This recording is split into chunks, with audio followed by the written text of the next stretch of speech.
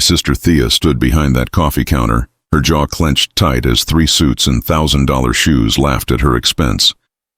They had no idea that the small silver ring on her finger was a Navy SEAL trident, earned through hell that would have broken them in the first hour. They saw a barista. I saw a warrior who had carried wounded soldiers to safety under enemy fire.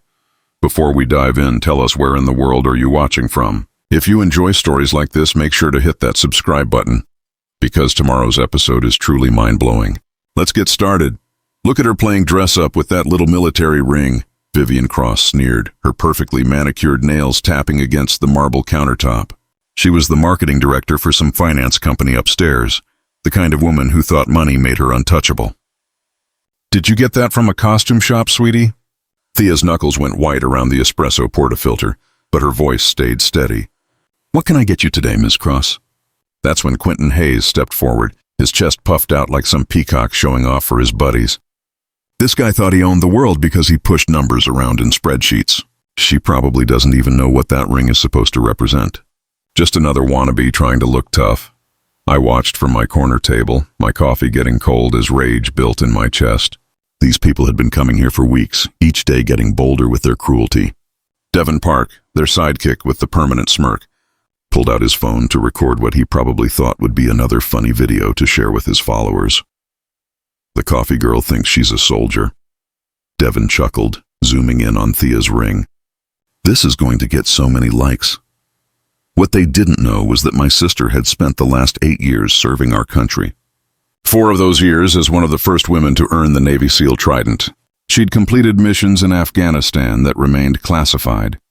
She'd saved lives, taken lives, and carried scars both visible and hidden that these corporate bullies couldn't even comprehend. Thea measured out coffee beans with surgical precision, her movements controlled despite the tremor I could see in her hands. The same hands that had once defused improvised explosive devices were now being mocked for making lattes. The irony was so bitter I could taste it. You know what I think? Vivian continued, leaning across the counter like a predator closing in. I think girls like you buy these little trinkets to make yourselves feel important. Real military people don't work in coffee shops. That crossed the line. I started to stand up, ready to defend my sister, but Thea caught my eye and gave the slightest shake of her head. She'd been protecting me my whole life, and even now, even while being torn down by people who weren't worth the dirt under her boots, she was still trying to keep me out of trouble. But I could see what this was doing to her. The way her shoulders tensed, the way she avoided looking at her reflection in the espresso machine, the way she unconsciously touched that ring like it was an anchor in a storm. Thea had come home from her last deployment, different, quieter. She'd chosen this job specifically because it was peaceful, routine, safe. She wanted to heal in anonymity, to find herself again without the weight of others' expectations. She wore that trident ring not as a boast, but as a reminder of who she was when everything else felt uncertain. These 3 had turned her sanctuary into another battlefield, and they had no idea they were fighting someone who had already won wars they couldn't imagine. 6 months earlier, Thea had walked out of Naval Amphibious Base Coronado for the last time, carrying 8 years of service in a single duffel bag. The decision hadn't been easy. She'd earned her place among the most elite warriors in the world, proving herself in ways that most people would never understand. But the nightmares weren't getting better, and the sound of helicopters still made her heart race in ways that had nothing to do with excitement. I need to find myself again, she told me the day she moved to Seattle. We were sitting in her empty apartment, boxes stacked around us like walls she was building between her past and whatever came next. I've been Petty Officer Caldwell for so long I forgot how to just be Thea. I understood, even if I wished I didn't. Growing up, Thea had been my constant protector. When kids at school made fun of my stutter, she taught me how to throw a punch. When our parents divorced and everything fell apart, she held our family together with pure willpower. She was only 16, but she carried responsibility like it was a Medal of Honor. Joining the Navy had been her escape from a small town that had nothing to offer except judgment and limited dreams. She'd excelled from day one, pushing herself harder than anyone expected. Making it through SEAL training had been her way of proving that girls from nowhere could become legends. But legends, I was learning, carried heavy burdens. The job at Meridian Coffee wasn't random. Thea had researched it carefully. looking for something that would challenge her differently. The shop sat on the ground floor of a gleaming corporate tower in Seattle's financial district, serving artisanal coffee to professionals who treated caffeine like a religious experience. It was steady work with clear objectives, the kind of environment where she could rebuild her sense of normal. "I like the routine," she explained during one of my visits. "Make the drink, serve the customer, clean the machine. Nobody's shooting at me, nobody's depending on me to make life or death decisions. It's peaceful." Most of her customers were decent people. There was Margaret, the elderly accountant who always ordered the same cappuccino and asked about Thea's weekend. There was Carlos, the young lawyer who left generous tips and actually said thank you. These interactions helped Thea remember that not all civilians were the enemy, that there was kindness in the world worth protecting. But then there were the others. The ones who treated service workers like furniture with voices.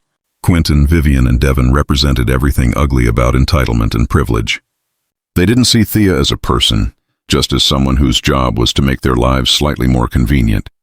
The harassment had started small. Complicated orders delivered with impatience.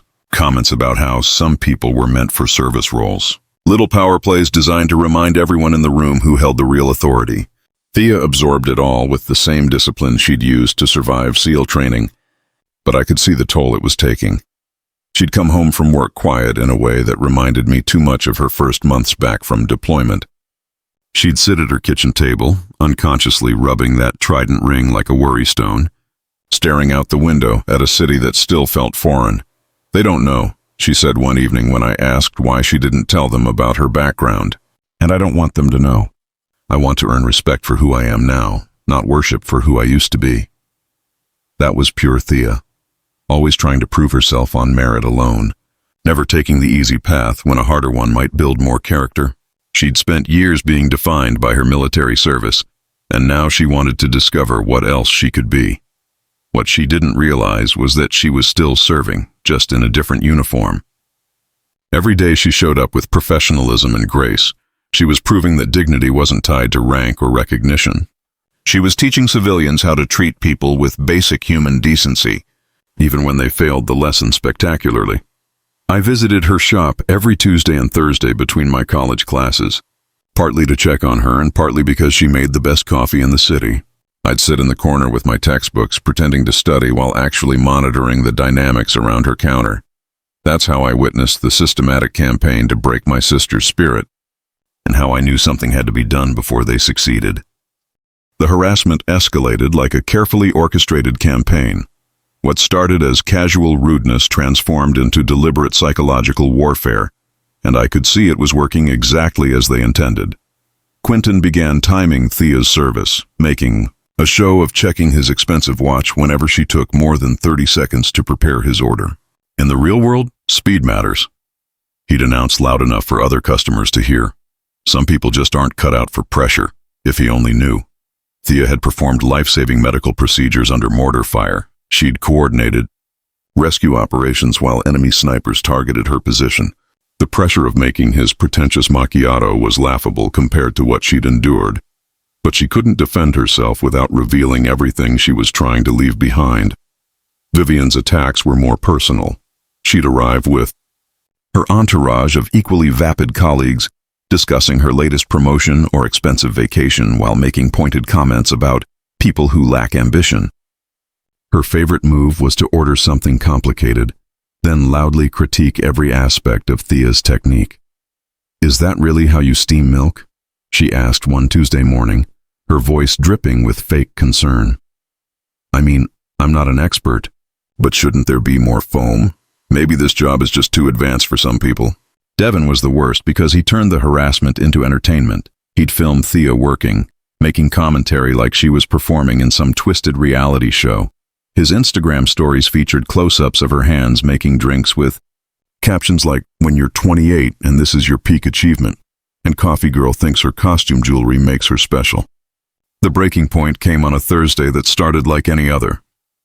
I was in my usual corner spot, working on an economics paper that seemed impossibly trivial compared to what I was witnessing. The three stooges arrived with a group of potential clients, clearly trying to impress them with their power dynamics. "Watch this," Quentin told his guests, strutting up to the counter like he owned the place. We've trained this one pretty well. She'll do whatever we tell her." They ordered 6 different drinks, each more complicated than the last.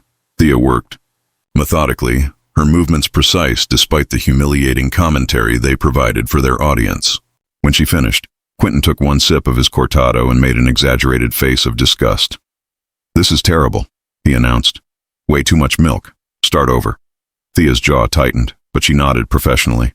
"Of course, I'll make you a new one." "Actually, make all of them again," Vivian chimed in, not even tasting hers. "If one's wrong, they're probably all wrong.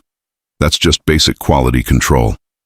I watched my sister's hands shake almost imperceptibly as she dumped 6 perfectly crafted beverages down the drain. The clients looked uncomfortable, but none of them spoke up. That's when I realized this wasn't just about coffee. This was about power, control, and the sick pleasure some people get from grinding others beneath their heels. Devin filmed the entire exchange, zooming in on Thea's face as she remade the drinks. "She's so focused," he narrated like some nature documentary. "Look at that concentration. It's almost like this actually matters to her." The worst part wasn't their cruelty. It was watching what it was doing to Thea. She'd started having nightmares. Again, waking up in cold sweats that had nothing to do with combat flashbacks. She was losing weight, picking at her food like she had no appetite for anything. The light that had slowly returned to her eyes during her first months in Seattle was dimming again. But the final straw came when Vivian noticed the ring. Thea had been wearing it every day since I'd known her, a simple silver band with the Navy SEAL trident that she'd earned through trials that would have broken most people before they started. "Oh my God," Vivian laughed, grabbing Thea's wrist to examine the ring more closely. "Are you seriously wearing military jewelry? Did you buy this at some army surplus store?" "It's stolen valor," Devin added, still filming. "People like her always pretend to be something they're not. Bet she tells people she was in the military to get sympathy tips." Thea's face went completely pale. In all the harassment they'd subjected her to, this was the first time I saw her look truly wounded. They were attacking the one thing she held, sacred, the symbol of sacrifices they couldn't begin to comprehend. "I bet it's plastic," Quentin sneered. "Real military people don't work in coffee shops." That night, Thea came home and cried for the first time since she'd returned from her last deployment. I couldn't sleep that night. The image of my sister, crying over her kitchen table, clutching that trident ring like it was the only proof she had of her own worth, burned in my mind like a brand. Thea had faced down terrorists and survived missions that remained classified, but 3 corporate bullies had reduced her to tears by attacking the very foundation of who she was. By morning, I'd made my decision. If Thea wouldn't defend herself, then I'd find someone who could defend her properly. Uncle Rex had been more than Thea's mentor during her military career. He'd been the one who encouraged her to try out for SEAL training when everyone else said it was impossible. Admiral Rex Caldwell didn't just wear stars on his shoulder. He'd earned them through decades of service that included 3 tours in Iraq and 2 in Afghanistan. More importantly, he understood what that trident ring meant because he'd watched Thea earn it through hell that would have broken lesser people. I called him from my dorm room, my hands shaking as I dialed his number. "Uncle Rex, it's about Thea." The concern in his voice was immediate. "What's wrong? Is she hurt?" "Not physically," I said, then told him everything. The harassment, the stolen valor accusations, the way they'd turned her sanctuary into another battlefield. When I finished, the silence on the other end stretched so long I thought the call had dropped.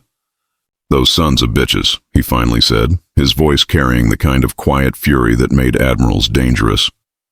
"Do you know what your sister did to earn that ring? She carried a wounded teammate 2 miles through enemy territory while under fire. She saved 3 lives in a hostage rescue operation in Afghanistan. She's got medals locked in a drawer that most people will never even hear about. Then why won't she stand up for herself?" "Because she's trying to heal," Uncle Rex said. "Combat. Veterans don't always come home ready to fight new battles. Sometimes the bravest thing they can do is choose peace, even when the world won't give it to them." But Uncle Rex wasn't content to let it end there. Within an hour, he'd called me back with a plan that was both simple and brilliant. "I've contacted 2 of Thea's former teammates," he explained. Commander Jake Morrison and Lieutenant Nora Blackwood. They're both in the area for training exercises, and they're more than willing to pay their old point woman a visit. Jake Morrison was a legend even among SEALs. He'd served alongside Thea in Afghanistan, and according to Uncle Rex, she'd once pulled him out of a burning building while enemy fighters closed in on their position. If anyone understood what she'd sacrificed for her country, it was him. Lieutenant Blackwood was equally impressive. She'd been one of the first women to complete SEAL training after the program opened to females, following the path that Thea had helped forge. They'd served together on multiple deployments, forming the kind of bond that only came from trusting someone with your life repeatedly. They won't cause a scene, Uncle Rex assured me, but they'll make it clear who they're dealing with.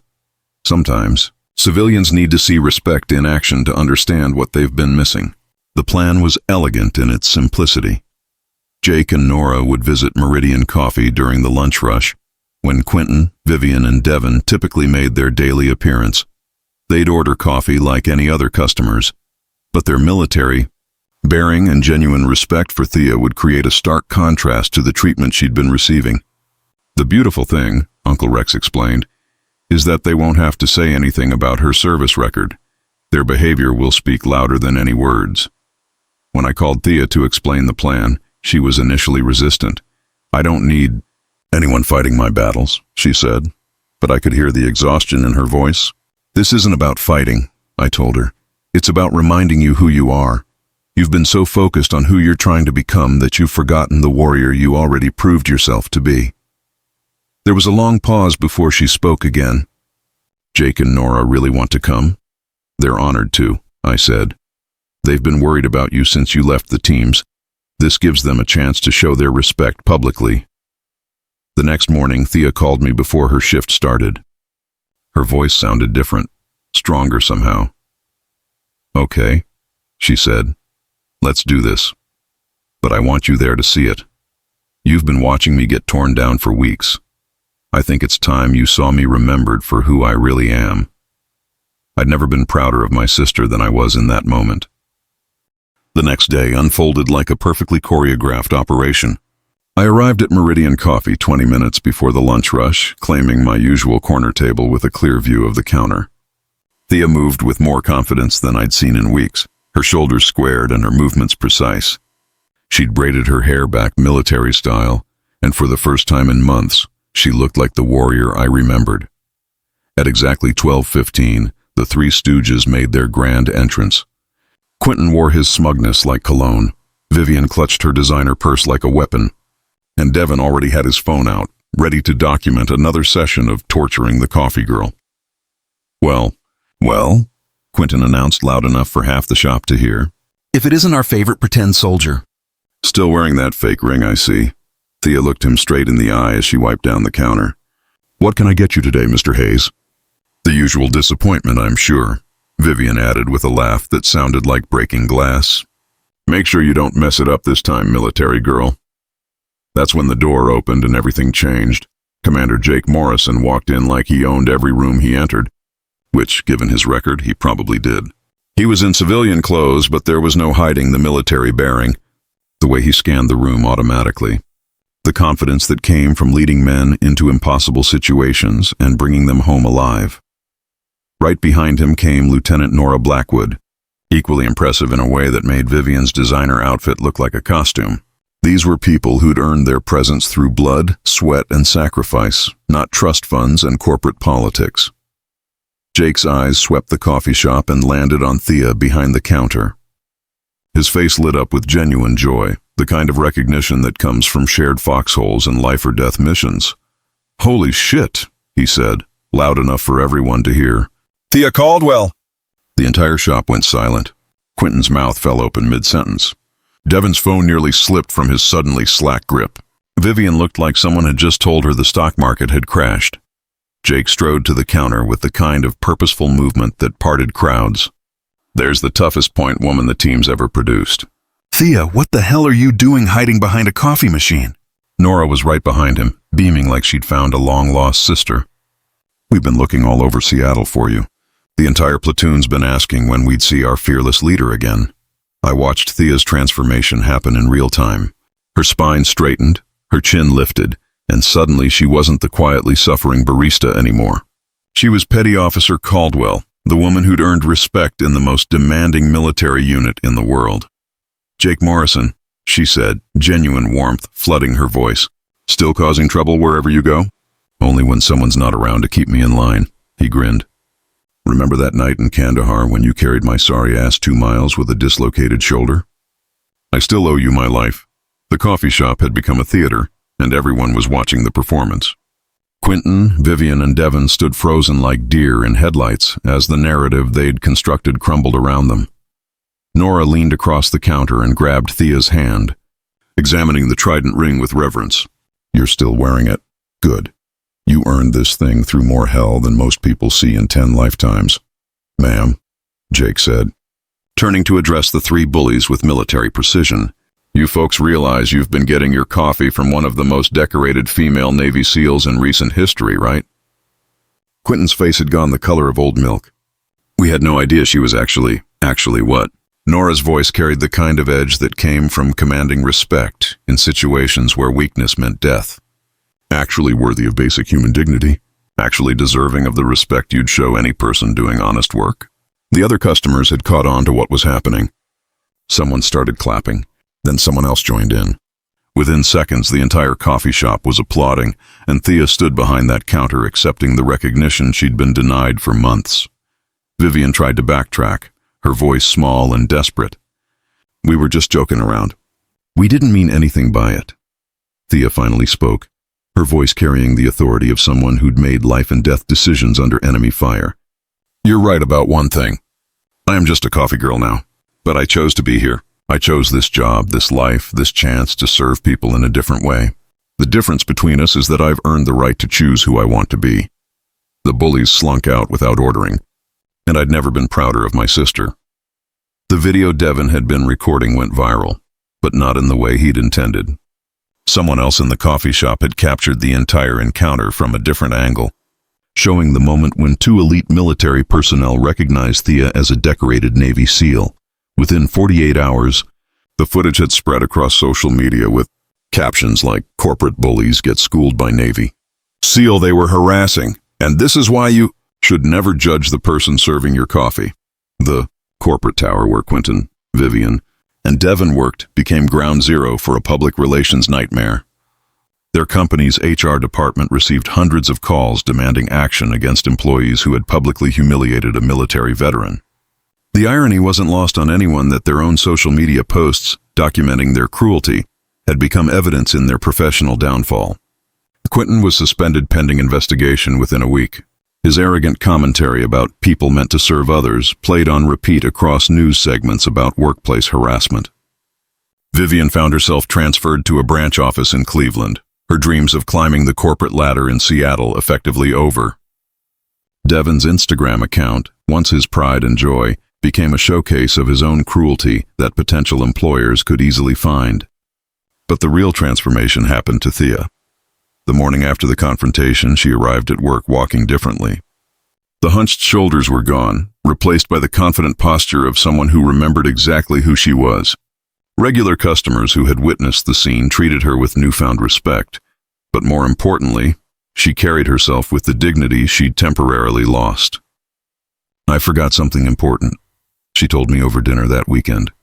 "I spent so long trying to hide from who I used to be that I lost sight of why that person mattered. I wasn't running from my military service. I was running from the pain that came with it. But the pain doesn't define the service." Within a month, word of Thea's background had spread through Seattle's veteran community. She started receiving visits from other former service members who were struggling with their own transitions to civilian life. Meridian Coffee became an unofficial gathering place for veterans, a safe space where their experiences were understood and valued. The shop owner, Margaret Chen, was smart enough to recognize what she had. Instead of being concerned about the attention, she embraced it. She created a veteran hiring program, offering jobs to former military personnel who needed time and space to figure out their next steps. She also instituted a zero-tolerance policy for harassment of any kind, making Meridian Coffee a model for respectful workplace culture. Thea's story caught the attention of Harrison Security Solutions, a veteran-owned consulting firm that specialized in corporate security and risk assessment. They offered her a position that would utilize her military experience while allowing her to maintain the work-life balance she needed for her mental health. The salary was 4 times what she made as a barista, but more importantly, it was work that gave her a sense of purpose again. "I'm not leaving because I'm ashamed of this job," she explained to her coworkers on her last day at Meridian. "I'm leaving because you all helped me remember that I don't have to choose between who I was and who I'm becoming. I can be both." The impact extended beyond individual careers. The viral video sparked conversations about how we treat service workers, the invisible struggles of military veterans, and the assumptions we make about people based on their current circumstances. Universities started using the footage in business ethics courses. Military transition programs referenced it when discussing the challenges veterans face in civilian workplaces. 6 months later, I visited Thea at her new office. She wore professional attire now, but that trident ring still gleamed on her finger. On her desk sat a photo from her last day at Meridian Coffee, surrounded by co-workers and regular customers who had come to say goodbye. "Do you ever regret working there?" I asked. She smiled, and for the first time in years, it reached her eyes completely. "Not for a second. That job taught me something the military never could. It showed me that strength isn't just about what you can endure. It's about choosing who you want to be, even when the world tries to tell you who you should be." The coffee shop incident had ended, but its lessons would last a lifetime.